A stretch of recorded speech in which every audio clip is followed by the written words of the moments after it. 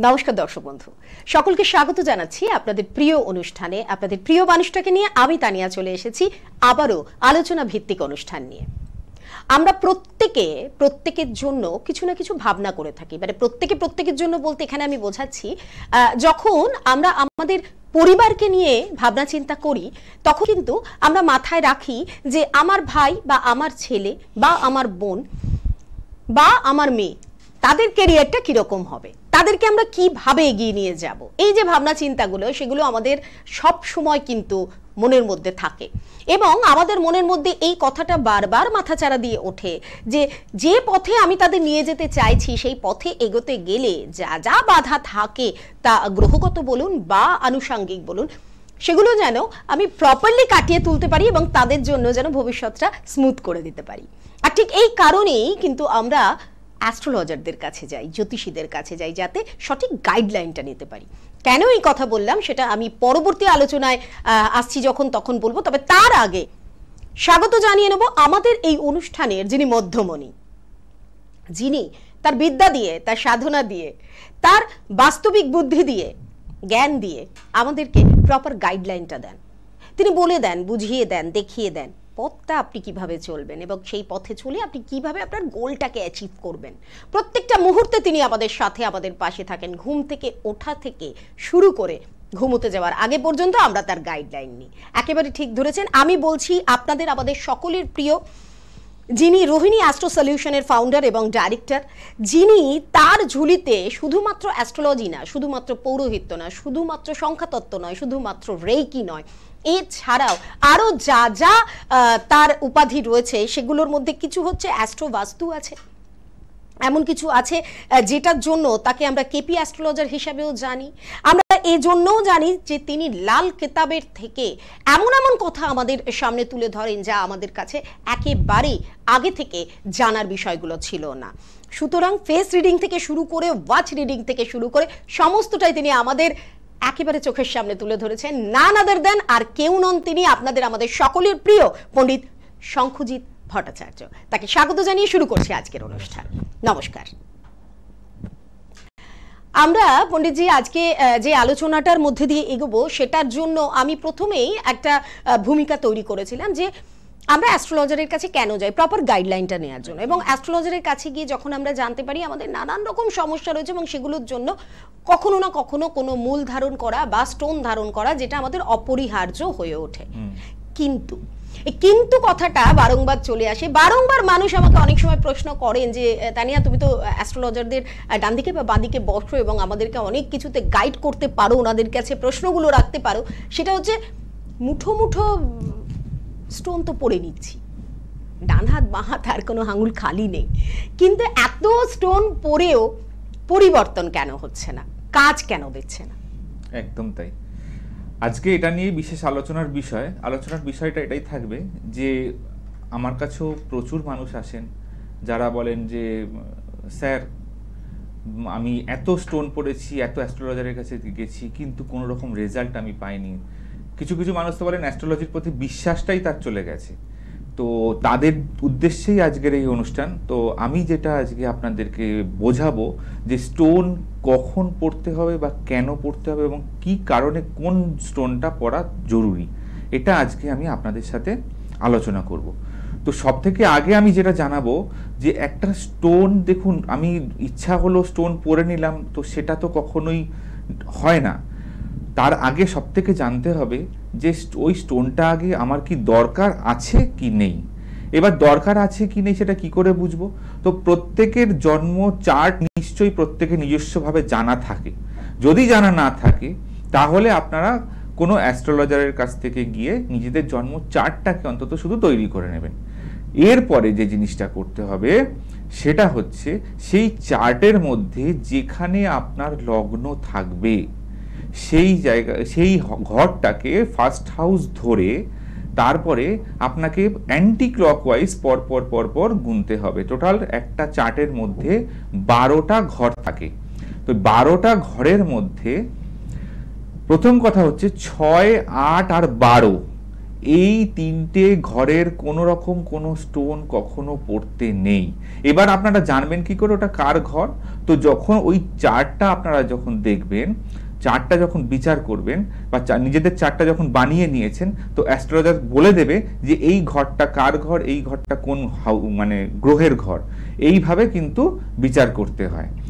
এই জিনিসটাকে ফার্স্ট আগে দেখতে হবে যে 6, 8, 12 নম্বর ঘরটা আপনার কোন রাশিতে পড়লো, তবে সেই প্ল্যানেটের কিন্তু স্টোন কোনো দিন পড়া যাবে না, এটা আগে মানতে হবে।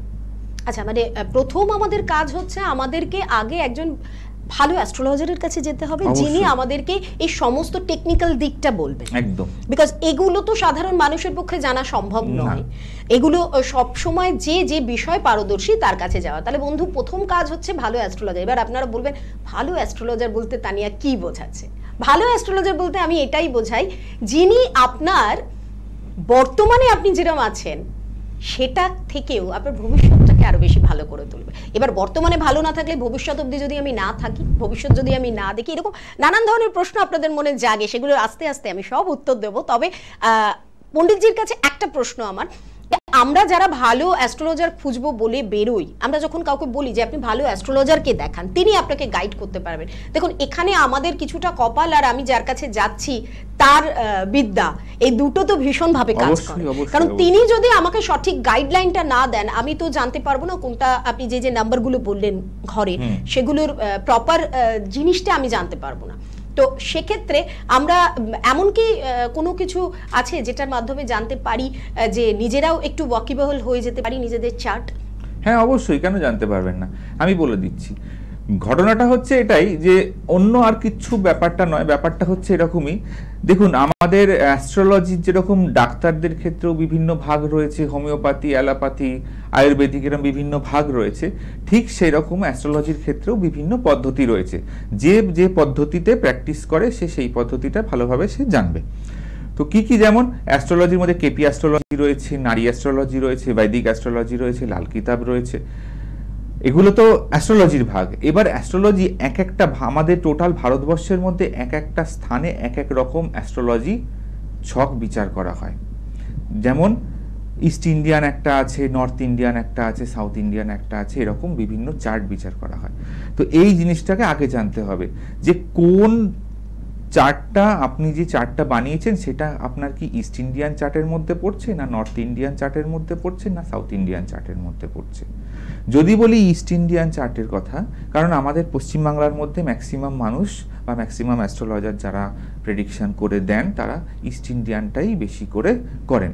কিন্তু ইস্ট ইন্ডিয়ানের ক্ষেত্রে একটা জিনিস যেটা খুব মানে দেখা যাচ্ছে যে ইস্ট ইন্ডিয়ান চার্ট প্রেডিকশন করার পরে সেই ক্ষেত্রে যে হাউসগুলো বিচার করা হচ্ছে বা সেই জেমস্টোনটা প্রেসক্রাইব করা হচ্ছে, ম্যাক্সিমাম ক্ষেত্রে দেখা যাচ্ছে যে সঠিকভাবে প্রেডিকশন হচ্ছে না বা ঠিক মতন স্টোনগুলো কাজ করছে না বা স্টোন প্রেডিকশনটা ঠিক মতন হচ্ছে না।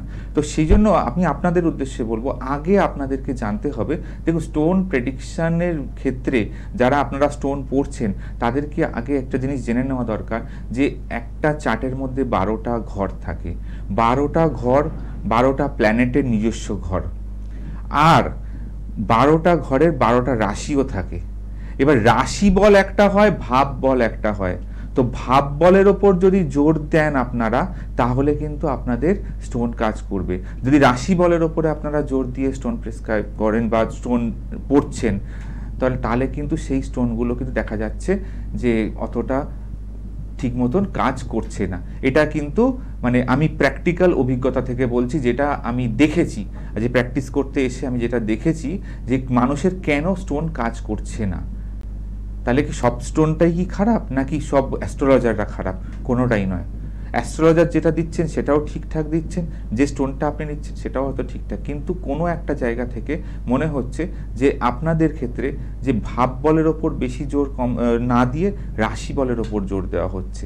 এই জন্য লাল কিতাব, কিন্তু লাল কিতাবের যদি জন্মছক কেউ যদি দেখে থাকেন, তাহলে লাল কিতাবের জন্মছকটা কিন্তু সম্পূর্ণ আলাদা হয়। লাল কিতাবের জন্মছকে কিন্তু ওই আলাদা করে দেখবেন, আপনাদের যারা চার্ট দেখবেন কারোর ক্ষেত্রে যেখানে লগ্ন হয় সেটাই কিন্তু 1 নম্বর হাউস ধরে করা হয় ইস্ট ইন্ডিয়ান চার্টের ক্ষেত্রে। ঠিক সেরকম নর্থ ইন্ডিয়ান চার্ট বলুন বা লাল কিতাবের চার্ট বলুন, ওখানে কিন্তু 1 নম্বর ঘর মানে সেটা 1 নম্বরই ঘর, সেটা যার যে লগ্নই হোক না কেন তার কিন্তু সেই 1 নম্বর ঘর থেকেই সেই লগ্নটা বিচার করবে। কিন্তু লগ্নটা যে রাশিতে পড়বে সেই রাশিটা ধরে কিন্তু তার লগ্ন হবে। এটা বিচারের বিষয়, এটা ডিটেলসে জানতে গেলে আসতে হবে। সেটার থেকেও বড় কথা হচ্ছে আগে আপনাদের জানতে হবে যে সঠিক কোনটা আপনারা কি পড়ে রয়েছে না দো হাতে। একদম, আমি একেবারে আমরা বা আমি একটু আগে যে বিষয়টা আপনাদের বলছিলাম না যে কিভাবে বুঝবো ভালো অ্যাস্ট্রোলজারকে, কার কাছে যাব, এই কথার উত্তরটা পণ্ডিতজি নিজেই দিয়ে দিলেন। তার কাছেই যাবেন যার বিশ্লেষণে আপনি বুঝতে পারবেন যে সঠিকভাবে তিনি বিশ্লেষণ করছেন। তার জন্য তার অনুষ্ঠানগুলো দেখতে হবে, তার শিক্ষাগত যোগ্যতা, আমি এখানে কাউকে ছোট বা বড় করছি না, তিনি কোন বিষয়গুলোর ওপর, একটু আগেই আমাদের পণ্ডিতজি বলছিলেন যে প্রত্যেকে দেখবেন এটা ইন্ডিভিজুয়ালি, কেউ কার্ডিওলজিস্ট হন, কেউ আমাদের দেখবেন ইএনটির ডক্টর হন, কেউ মেডিসিনের ডক্টর হন, ডক্টর তো সবাই, তাহলে স্পেসিফিক্যালি তিনি সেই বিষয়টার ওপরেই কিন্তু পিএইচডি করেছেন বা সেই বিষয়টাকে নিয়ে তিনি গবেষণা করেছেন।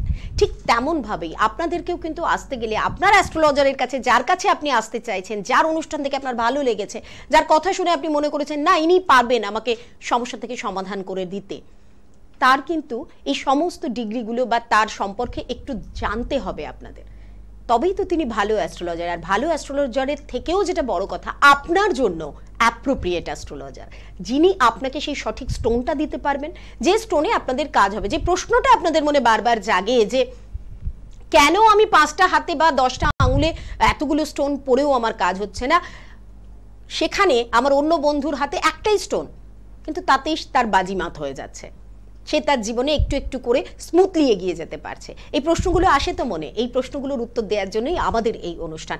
আমি একটু অনুষ্ঠানের মাঝখানে আপনাদের জানিয়ে দেবো কোথায় গেলে আপনারা পণ্ডিতজিকে পাবেন, কারণ আপনাদের প্রত্যেকের মনে এই প্রশ্ন যে কোথায় গেলে পাবেন, তার জন্যই আমার এই বারংবার বলা। আরও একটা কথা আপনাদের জানিয়ে রাখি, যারা আমাদের এই অনুষ্ঠান দেখে টেলিভিশনে যে নাম্বারগুলো আমরা দিচ্ছি সেই নাম্বারে যোগাযোগ করতে পারছে না, বা আমাদের লাইভ ফোনিং অনুষ্ঠান যখন হয় সেখানে যোগাযোগ করতে পারছে না, আপনাদের জন্য কিন্তু আমরা রোহিণী অ্যাস্ট্রো সলিউশনের যে ইউটিউব চ্যানেল রয়েছে পণ্ডিত শঙ্খজিৎ ভট্টাচার্যের, সেখানে আপনাদের জন্য অবারিত দাঁড় করে দিয়েছি। কমেন্ট করুন অবশ্যই, সেখানে আমাদের ব্যাকআপ টিম অর্থাৎ পণ্ডিত শঙ্খজিৎ ভট্টাচার্যের যে ব্যাকআপ টিম আছে তারা আপনাদের সাথে যোগাযোগ করবে, আপনাদের সমস্ত কথার প্রশ্নের উত্তর তো দেওয়াই হবে, সেই সঙ্গে কিভাবে আপনারা ডিরেক্টলি ওনার সাথে যোগাযোগ করতে পারবেন সেটাও জানিয়ে দেওয়া হবে। এবার আসি কোথায় গেলে আপনারা ওনাকে পাচ্ছেন। মধ্যমগ্রাম 12 ওনার নিজস্ব চেম্বার আপনারা প্রত্যেকেই জানেন।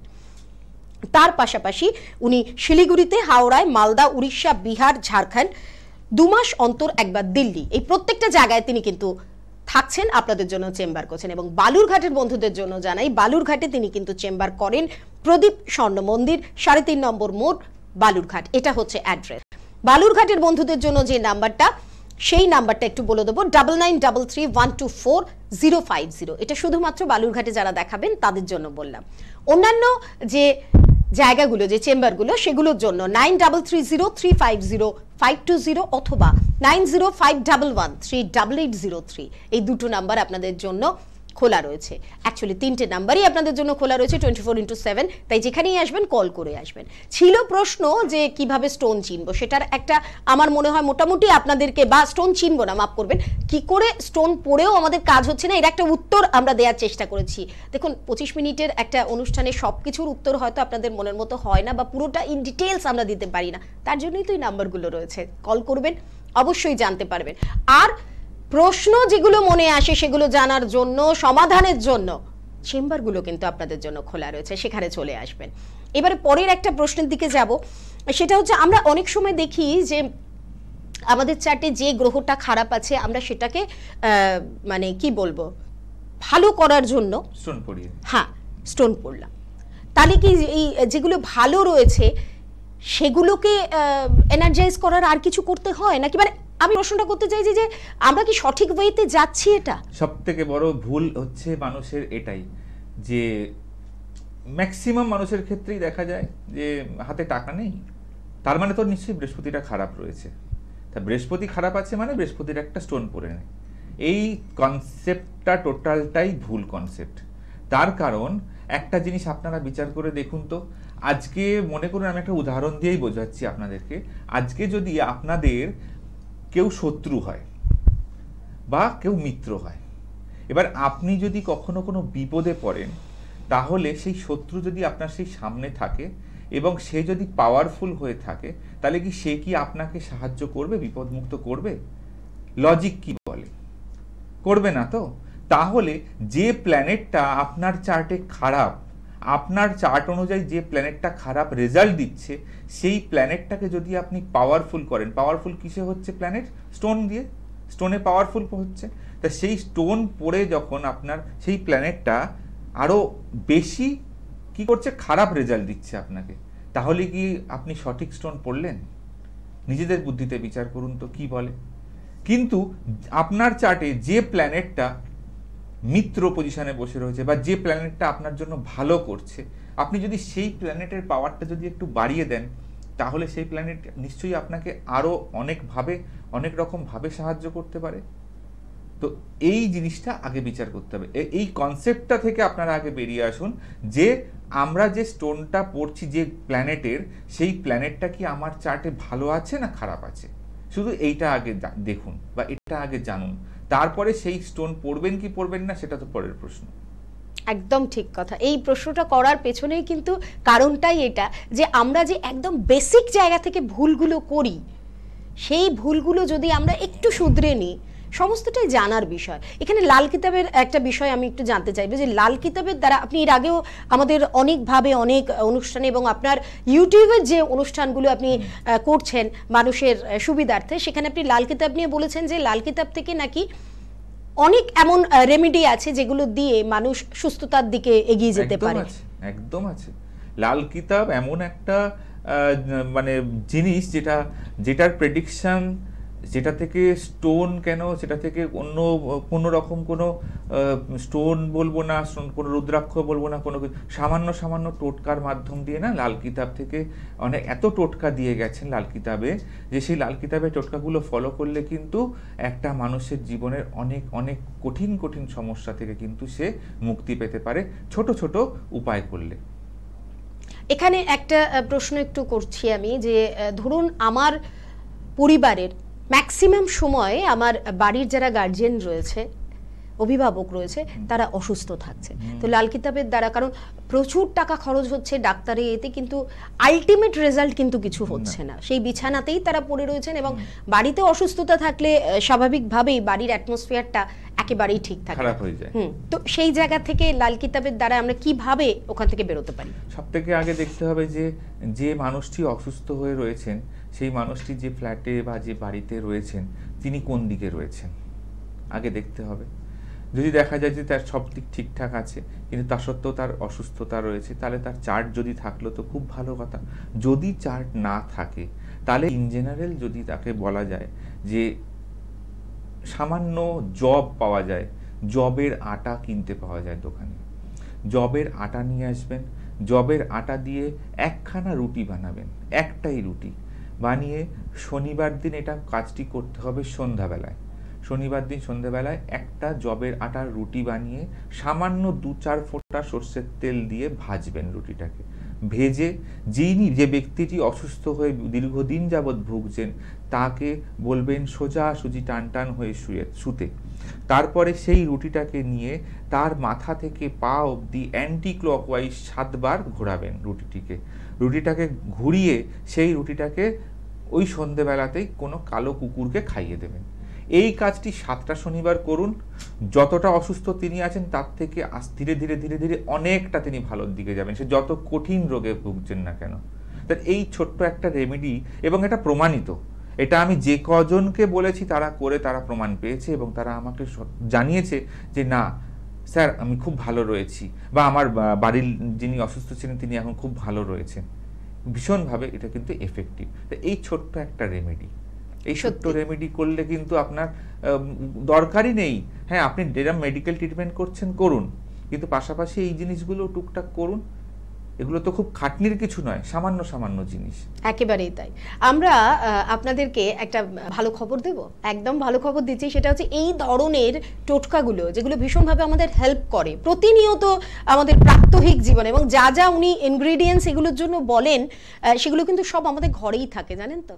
তাই এই রকম টোটকা যদি আপনারা আরও পেতে চান, আরও শুনতে চান, আমাদের ইউটিউব চ্যানেল ফলো করুন, যেখানে আপনারা রোহিণী অ্যাস্ট্রো সলিউশনের এই ধরনের সমস্ত রকম টোটকা পাবেন, যেখানে পণ্ডিতজি নিজে আপনাদেরকে জানাচ্ছেন, এবং আপনাদের যা যা কোয়ারিজ থাকে সেখানেও কিন্তু তিনি সেই কোয়ারিজগুলো দেওয়ার চেষ্টা করেন। শুধুমাত্র ইউটিউব চ্যানেলে নয়, আমরা কিন্তু ফেসবুকেও আছি, অর্থাৎ সোশ্যাল মিডিয়াতেও এখন আপনারা কিন্তু পেয়ে যাচ্ছেন পণ্ডিত শঙ্খজিৎ ভট্টাচার্যকে। তো আজকে আমরা যে যে প্রশ্নগুলো নিয়ে আপনাদের সামনে তুলে ধরার চেষ্টা করেছি এবং যার আনসারগুলো আপনাদের সামনে তুলে ধরার চেষ্টা করেছি, সেগুলো আপনাদের জীবনে অনেকটাই এফেক্টিভ। দেখুন, আমরা যদি আমাদের ভুলগুলো শুধরে নিতে পারি, আমরা অনেক ভালো থাকতে পারি। আমরা ছোট ছোট জিনিস যেগুলো জানি না, আমরা অনেক সময় বাড়ি থেকে বেরোনোর আগে এমন কিছু কাজ করে ফেলি যেগুলো হয়তো আমাদের করার কথা নয়। সেই কাজগুলোও যদি আমরা বন্ধ করি তাহলে কিন্তু ভালো থাকতে পারবো। আগেকার দিনের মানুষরা, পণ্ডিতজি বলতেন যে বেরোনোর সময় পিছু ডাকতে নেই, বেরোনোর সময় যদি তোমার কোনো রকম ভাবে বাধাপ্রাপ্ত হও 2 মিনিট বসে যাও। সবকিছুর কিন্তু একটা সায়েন্টিফিক কজও ছিল। তো সেই জায়গায় দাঁড়িয়ে আমি বলবো যে আপনারা যারা মনে করছেন যে এই লাল কিতাবের ছোট ছোট উপায়গুলো আপনারা জানতে চান, পণ্ডিতজির কাছে আসতে চান, আপনারা কিন্তু যোগাযোগ করুন 9330350520 অথবা 9051138803-তে। আর যারা বালুরঘাটের বন্ধুরা রয়েছেন তারা কিন্তু 9933124050 এই নাম্বারে যোগাযোগ করবেন। আমরা আজকে সময় শেষের দিকে চলে এসেছি, হাতে এখনো হয়তো 2-3 মিনিট আছে। তারই মধ্যে কিছু এমন কিছু টোটকা যেগুলো প্রাত্যহিক জীবনে আমাদেরকে খুব উপকার দেয়, সেগুলো যদি একটু বলেন। তো টোটকা বলতে এখন যেটা মানুষের সবথেকে বেশি সমস্যার জায়গা সেটা হচ্ছে অর্থনৈতিক।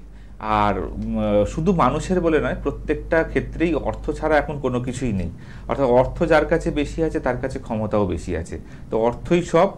তো অর্থের জন্য একটাই টোটকা আমি দেব, যতটা পারবেন ইন জেনারেল প্রত্যেকটা মানুষের জন্য বলছি আমি, সামান্য একটা মন্ত্র আমি বলে দিচ্ছি, যে মন্ত্রটা আপনারা যখন পারবেন, যেখানে পারবেন, বসে যতটুকু সময় পাবেন, যদি আপনারা চ্যান্ট করতে থাকেন বা বলতে থাকেন কন্টিনিউয়াসলি, তাহলে কিন্তু মোটামুটি 10 থেকে 12 দিনের মধ্যে কিন্তু আপনারা দেখতে পাবেন আপনাদের ব্লকেজ, মানি ব্লকেজ যেগুলো ছিল সেগুলো কিন্তু অনায়াসে কেটে যাচ্ছে, এবং আপনাদের অর্থটা কিন্তু আস্তে আস্তে হাতে কিন্তু মানে বর্ষার মতন অর্থ আসতে শুরু করছে।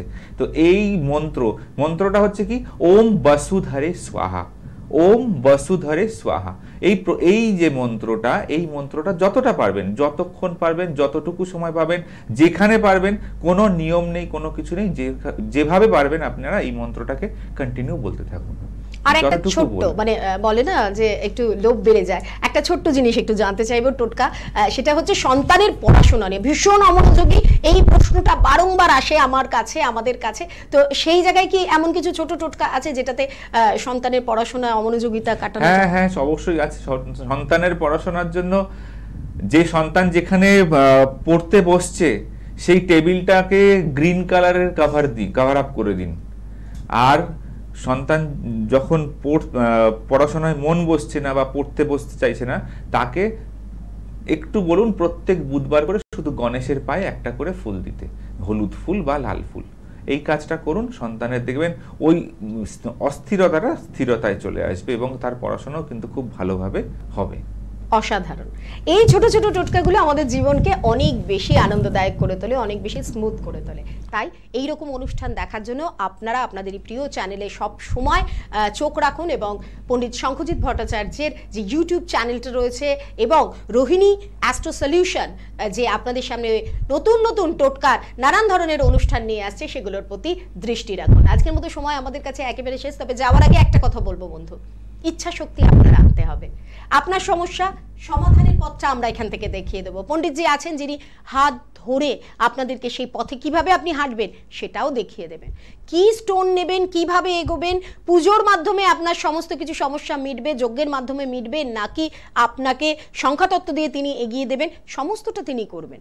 আলটিমেটলি কিন্তু এগোতে আপনাকে হবে। তাই যদি নিজের ভালো চান, নিজের ভালোর ইচ্ছা শক্তিটা যদি আপনাদের মধ্যে থাকে ভালো করার, তাহলে অবশ্যই আমাদের সাথে যোগাযোগ করুন এবং স্ক্রিনে দেওয়া নাম্বারগুলোর সাথে যোগাযোগ করবেন। আরও একবার 9330350520 অথবা 9051138803 এই দুটো নাম্বারে যে কোনো একটা নাম্বারে যোগাযোগ করুন। বালুরঘাটের বন্ধুদের জন্য নাম্বার তো বলেই দিয়েছি 9933124050। আজকের মতো অনুষ্ঠান এখানে শেষ করছি। পণ্ডিতজিকে জানাচ্ছি অসংখ্য ধন্যবাদ। আপনাদের জন্য রইল নমস্কার।